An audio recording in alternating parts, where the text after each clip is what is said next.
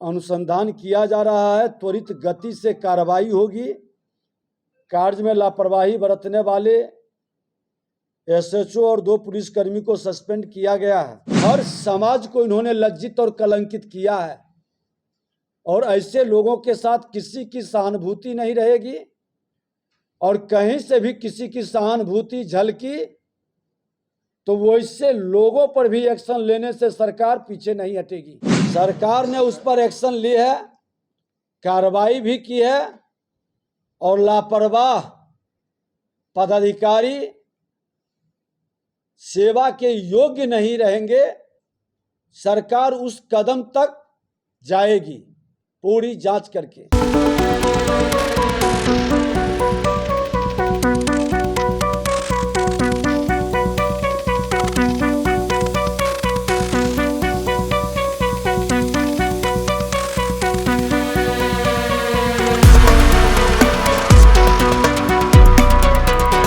नमस्कार, स्वागत है आपका फर्स्ट लुक बिहार में। मेरा नाम रुपेश कुमार है। देखिए, मुजफ्फरपुर अंतर्गत तुर्की थाना क्षेत्र व कुढ़नी थाना क्षेत्र मामला को लेकर लगातार सियासत तेज हो गई है।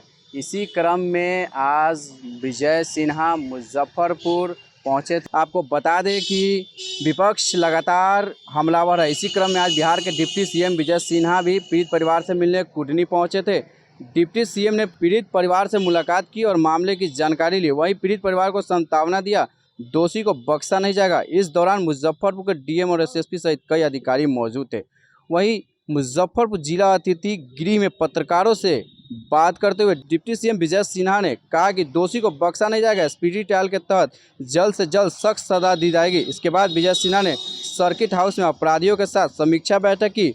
वहीं तुर्की के अपराधी को 12 घंटे के अंदर गिरफ्तार करने का आदेश दिया है। साथ ही उन्होंने सीधे तौर पर कहा है कि बिहार सरकार की तरफ से प्रशासन को खुली छूट है। एनकाउंटर हो या अपराधी के घर पर बुलडोजर चलाना पड़े या उसके अवैध संपत्ति को जब्त किया जाए, बतौर जिला प्रभारी मंत्री इसकी निगरानी मैं करूंगा।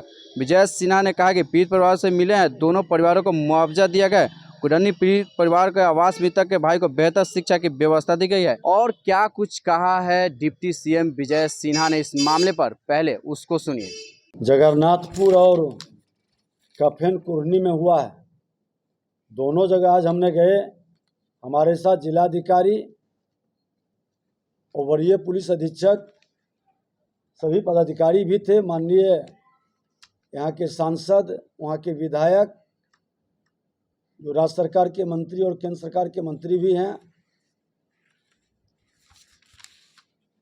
जगन्नाथपुर में समीक्षा बैठक में बताया गया कि आरोपित को गिरफ्तार कर लिया गया है और परिवार के लोगों को, पीड़ित परिवार के लोगों को 50% 4,12,000 का राशि प्रदान की गई है। शेष राशि बाद में दी जाएगी और उनको प्रतिमाह पेंशन की स्वीकृति भी मुख्यमंत्री ग्राम आवास योजना के तहत पीड़ित परिवार को घर की स्वीकृति भी, दोनों भाई को सरकारी आवासीय विद्यालय में निःशुल्क शिक्षा हेतु नामांकन की व्यवस्था भी किया गया है। स्पीडी ट्रायल चलाकर दोषी को सजा दी जाएगी और कुढ़नी कफेन में भी एफआईआर दर्ज कर लिया गया है। अनुसंधान किया जा रहा है, त्वरित गति से कार्रवाई होगी। कार्य में लापरवाही बरतने वाले एसएचओ और 2 पुलिसकर्मी को सस्पेंड किया गया है। पोस्को के तहत मामला दर्ज करके उनको भी जो नियम के तहत है वह राशि प्रदान की जाएगी। स्पष्ट निर्देश दिए हैं कि अवैध धंधे में लगे लोगों को चिन्हित कर उस पर कार्रवाई इमीडिएट शुरू हो और हर हाल में 12 घंटे के अंदर आरोपित पर जो भी एक्शन लेने की जरूरत है, सरकार की ओर से खुला छूट है कि प्रशासन एक्शन ले। ये मानवता का दुश्मन है। अपराधी की कोई जात नहीं होती है। हर समाज को इन्होंने लज्जित और कलंकित किया है और ऐसे लोगों के साथ किसी की सहानुभूति नहीं रहेगी और कहीं से भी किसी की सहानुभूति झलकी तो वो इससे लोगों पर भी एक्शन लेने से सरकार पीछे नहीं हटेगी। जो भी इनको बचाने के लिए प्रत्यक्ष या अप्रत्यक्ष कहीं भी चिन्हित किए गए वो बख्शे नहीं जाएंगे। और कुछ लोगों की शिकायत आई है कि जमीन माफिया गिरी के अंदर इस तरह के लोगों की मानसिकता और मनोबल को बढ़ा है। हमने यहाँ के प्रशासन को कहा है कि आप इसका भी एक तहकीकात करके पूरा ऐसे रैकेटियन को जो जमीन माफिया गिरी में संलिप्त है उसको एक सूचीबद्ध करके उसके सारे कारनामे को खंगालने का और सक्षम प्राधिकार के अंदर उसको भेजने का और जांच कराने का कार्रवाई भी शुरू की जाएगी। किसी भी स्थिति में बिहार सरकार इस तरह के आसुरी प्रवृत्ति और अराजकता उत्पन्न करने वाले मानसिकता को बख्शेगा नहीं। एक्शन हर हाल में होगा। सरकार ने उस पर एक्शन ली है, कार्रवाई भी की है और लापरवाह पदाधिकारी सेवा के योग्य नहीं रहेंगे। सरकार उस कदम तक जाएगी पूरी जांच करके। एसकेएमसीएच के डॉक्टर का कहना है कि इसमें विचार करे, जो सस्पेंशन हुआ नहीं तो वो लोग अस्पताल बंद करने का जांच कमेटी की रिपोर्ट आने से पहले ही निलंबित कर दिया गया है। इसको लेकर हड़ताल पे जाने की। देखिए, इतनी बड़ी लापरवाही और इतने बड़े दुष्कर्म के कार्य में भी अगर जो हम राजनीति करेंगे तो ये दुखद दुर्भाग्यपूर्ण है।